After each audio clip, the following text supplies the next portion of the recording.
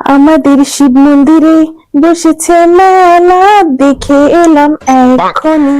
গান গাওয়ার বৃথা চেষ্টা। যাই হোক, আজকে নিয়ে চলে এলাম একটা ভুলভাল মেলা হল। দেবো, ঠিকই ধরেছো।